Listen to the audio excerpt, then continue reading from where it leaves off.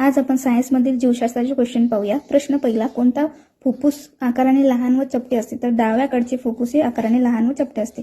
प्रश्न 2, सर्वाधिक विषारी उत्सर्जित पदार्थ कोणता? तो आहे अमोनिया।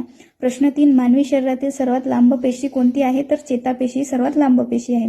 प्रश्न 4, जीवशास्त्राचे जनक म्हणून कोणाला ओळखले जाते? तर एरिस्टॉटल याला जीवशास्त्राचे जनक म्हणून ओळखले जाते।